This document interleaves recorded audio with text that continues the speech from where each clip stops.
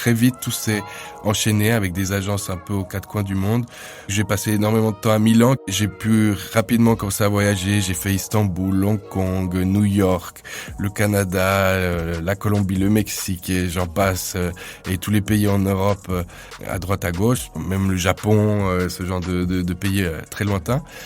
Je l'ai fait du coup pendant 3-4 ans et en 2010 j'étais à Miami et c'est là que j'ai fait la connaissance de Claudia qui est c'est le début d'une nouvelle vie pour moi. Je ne le sais pas encore mais c'est vrai que cette rencontre avec Claudia va être le début de ma descente aux enfers. Podcast Story réel.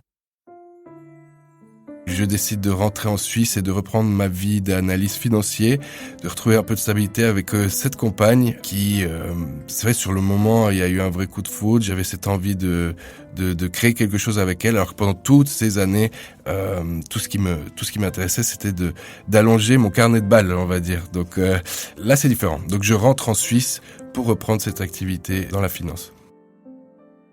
Je tombe amoureux de Claudia pour diverses raisons. Après, elle avait ce côté très déjanté.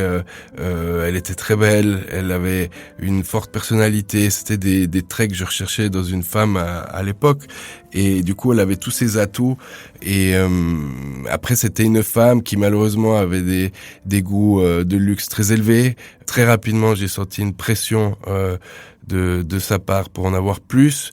Finalement, la nouvelle vie que j'avais mise en place en Suisse comme analyste financier et j'avais déjà des bons revenus, je vais pas m'en plaindre, n'était pas suffisant. Donc très vite dans ma tête, je me suis dit il faut que je trouve de l'argent et rapidos. Donc à mon travail, assez vite, j'ai décelé une faille dans le système qui me permettait de créer des faux comptes d'expatriés. Ces fausses personnes qui travaillaient pour cette multinationale étaient des complices à moi et je pouvais du coup me permettre de verser certains montants en leur faveur. Et ça a pris un certain temps parce que quand on travaille dans une grande multinationale où il y a beaucoup de contrôles en place, on décèle une faille, mais on se dit il y a quelque chose qui m'échappe, c'est pas possible.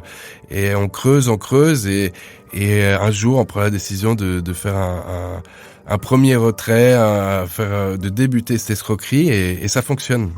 Donc à ce moment-là, c'est vrai que comment on se sent, j'ai envie de dire, je me sentais, il y a cette excitation qui débute, on se dit ça fonctionne, waouh, c'est assez incroyable, on est un peu hors système, ça devient un peu exaltant, mais très vite, plus les sommes augmentent, plus on a des problèmes de conscience, plus on a ce souci, cette crainte de se faire attraper, et on se rend compte que ça devient de plus en plus important et dangereux et qu'il va falloir à un moment donné prendre ses responsabilités.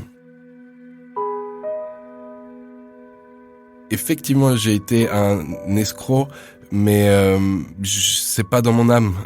Donc je l'ai très mal vécu rapidement, des excès de paranoïa, ces cauchemars où voilà, je me faisais attraper à mon bureau devant tous mes collègues avec qui finalement j'ai partagé une vie de 5 ans, avec qui j'ai pas pu discuter de ce qui se passait dans ma vie, à qui j'aurais menti et je le vivais très mal.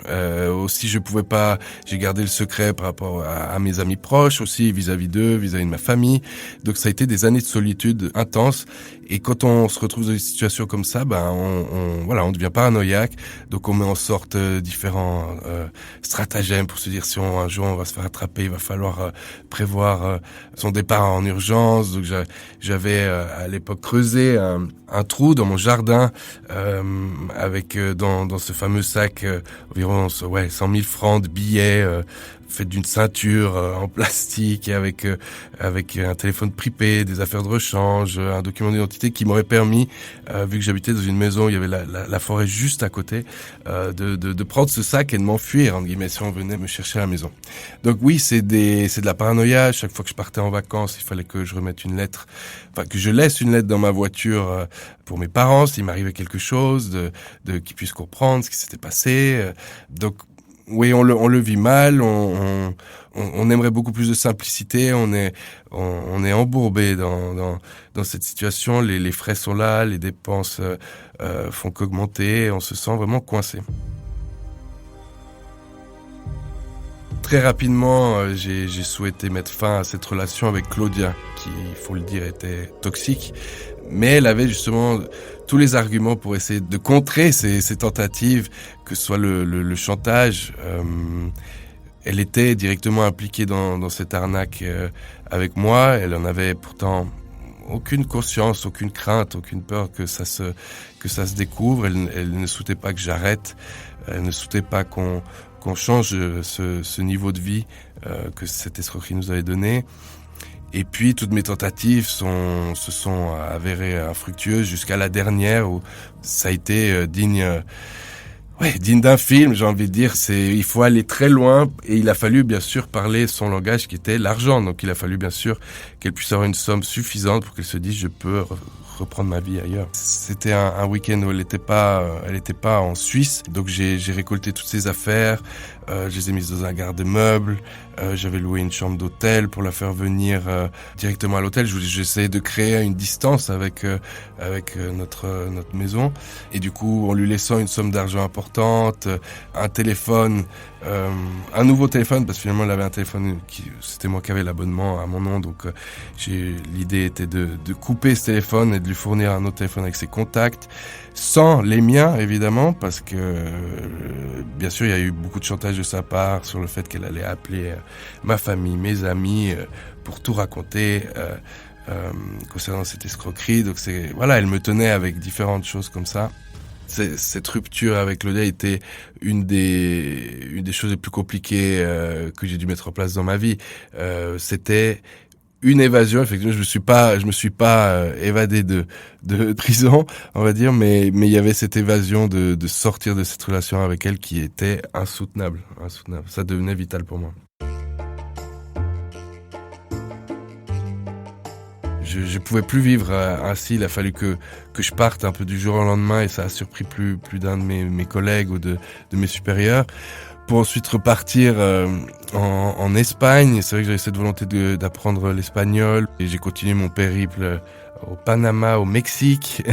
Et c'est finalement une fois au Mexique, alors que je tenais un petit bed and breakfast en bord de mer à Playa del Carmen, que j'ai reçu un courrier de mon père qui recevait mes lettres en Suisse directement. Je me souviens, il rentrait de vacances et il m'avait fait un scan de cette lettre de la banque qui venait de congeler, de bloquer mes comptes suite à une demande du procureur, suite à l'ouverture d'une enquête pénale. Et du coup, je me souviens, il avait mis en parenthèse: j'espère que t'as pas fait une trop grosse connerie. Ce moment-là a été une véritable libération pour moi. J'aurais dû me dénoncer bien avant. J'ai pas eu le courage de le faire, il faut avouer.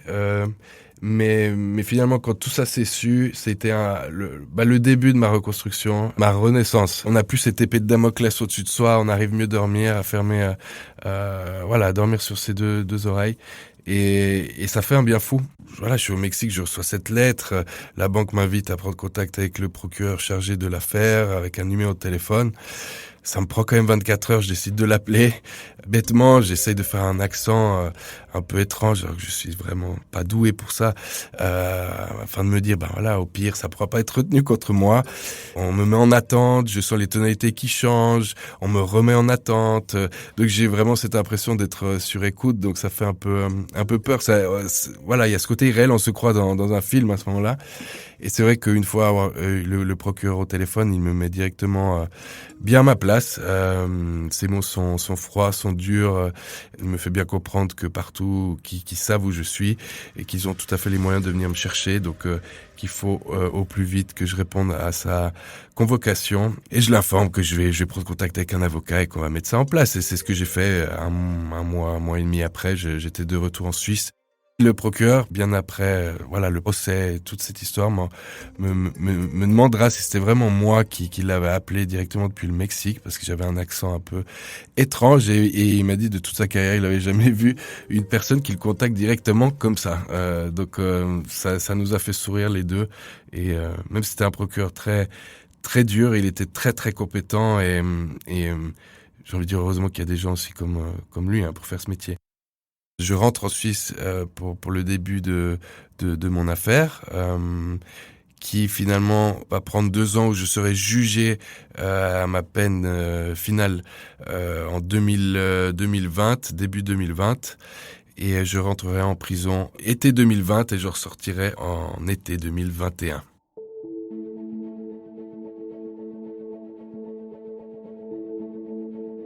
Mon casier judiciaire est aujourd'hui rempli de plusieurs chefs d'accusation, dont escroquerie par métier, blanchiment d'argent et faux dans les titres, pour avoir détourné la somme de 1,8 million de francs suisses, pas loin des 2 millions d'euros au jour d'aujourd'hui.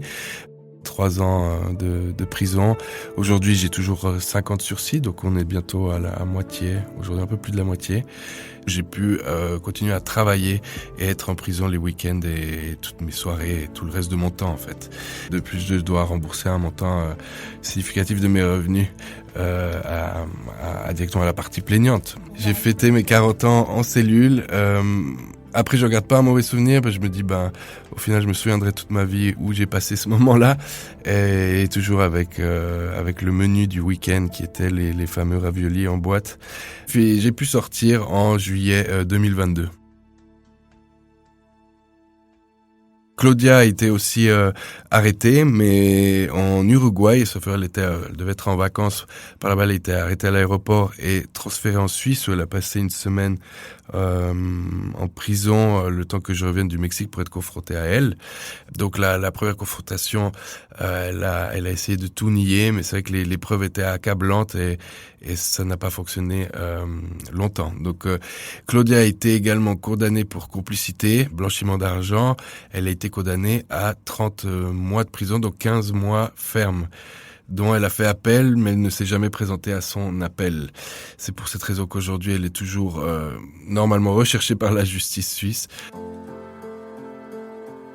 J'ai connu ma femme actuelle dans mon milieu professionnel, donc ça l'a fait bientôt 3 ans. C'est un nouveau pas dans ma reconstruction, parce que c'est une personne pleine de joie, qui m'aime comme je suis, on a une très bonne communication. C'est une femme forte qui a accepté mon passé, et c'est pas forcément toutes les femmes l'auraient fait. Et elle m'a donné cette énorme chance d'avoir un fils aujourd'hui. Et là, je me dis que la vie m'a donné cette deuxième chance. Aujourd'hui, je suis, entre guillemets, blanchi au niveau de la justice. J'ai ce sursis qui court. Donc, ce sursis est lié à mes remboursements. Donc, si je venais à pas rembourser, je pourrais retourner en prison. Et là, c'est pour la totalité de la peine qui resterait, et c'est ferme. Donc, ce serait pour 2 ans ferme. Et donc, oui, une grande partie de mes revenus, pas la moitié, mais une grande partie vont directement au remboursement de cette dette. Mais ça permet de vivre, ça permet de vivre bien et d'avoir quand même des projets futurs et d'être serein pour la suite. Cette vie rocambolesque que j'ai pu avoir, on peut en retirer du positif et se reconstruire. Et qu'il est important de faire attention si un jour une opportunité identique peut se présenter à quelqu'un d'entre vous, de bien penser aux conséquences que ça peut générer pour la suite, parce que c'est quelque chose qui vous restera à vie et qu'il va falloir vivre avec.